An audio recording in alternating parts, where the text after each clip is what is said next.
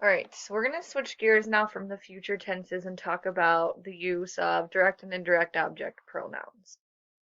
Okay, so remember, direct object pronouns are me, te, lo, la, nos, los, and las. And the reason we have lo, la, los, and las is because it agrees in number and gender with the noun it's replacing, right? Remember, pronouns replace nouns. That's what we're doing here with these. So a direct object pronoun answers the question who or what in a sentence. So for example, ¿Quién preparó las galletas? Mamá las preparó. Who prepared the cookies? So what are we talking about in the sentence? The cookies, right? So that's what we're replacing with the direct object pronoun. So mamá las preparó. And remember too that they're always going to go before the conjugated verb. So here's the verb, preparó. We put las out in front of it, in between, so directly in front of the verb, okay? Now, indirect object pronouns are me, te, le, nos, and les, replacing people, right? They answer the questions to whom and for whom in a sentence. El profesor les enseñó las fórmulas a ellos. Remember that with indirect object pronouns, a lot of times you're going to have this a ellos or like a ella at the end of the sentence to specify specifically who this is referring to. Same deal though, it goes directly in front of the conjugated verb. Enseñó is the verb, les goes right out in front. So a direct object pronoun can be talking about who also, but indirect object pronouns, the difference is you're talking to whom or for whom.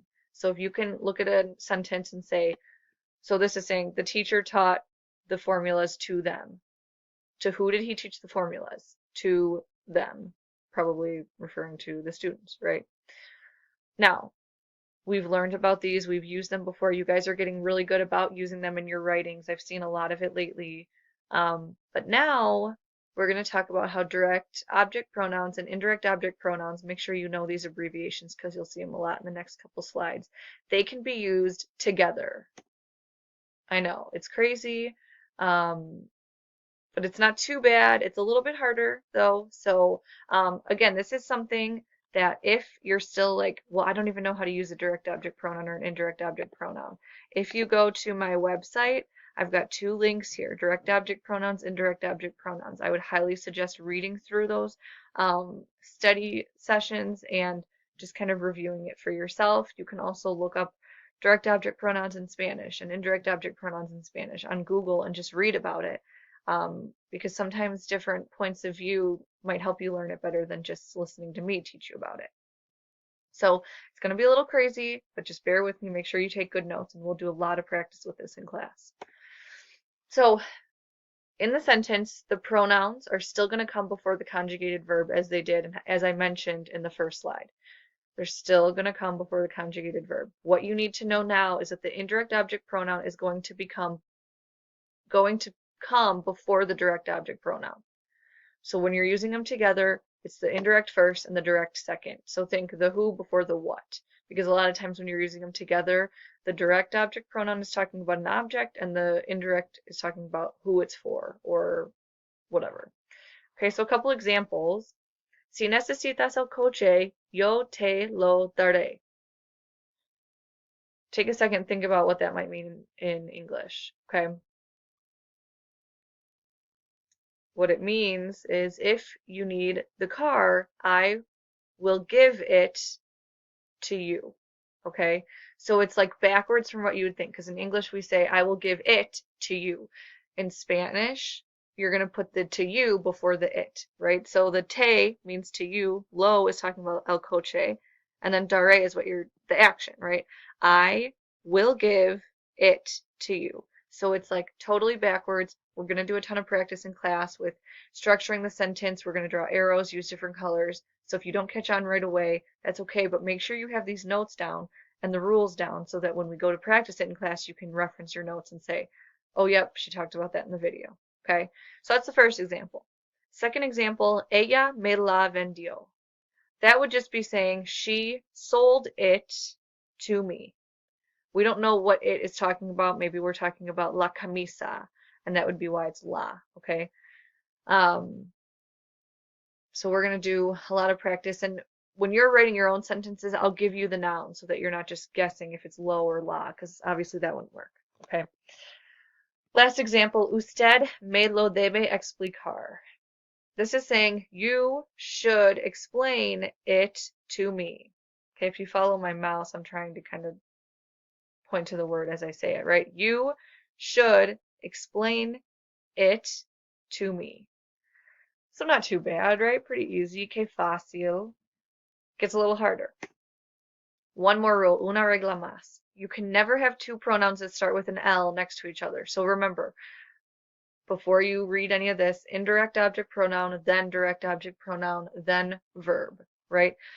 So an indirect object pronoun that starts with an L is either going to be lay or lace. And a direct object pronoun that starts with an L is going to be lo, la, los, or las. But you can't have that. You cannot have any of those combinations. You can't have lay lo, or lace los, or lay las, or lay la, etc. Any of them, you can't have it in a sentence. It's wrong. It sounds wrong. It's wrong. So they changed it. In those cases, what you're going to do is change the first lay or lace to say. Okay, so if you want to say, I bought it for her, you'd say, se lo compré para ella. And a lot of times you're still going to add this a ella or para ella, a ellos at the end to specify.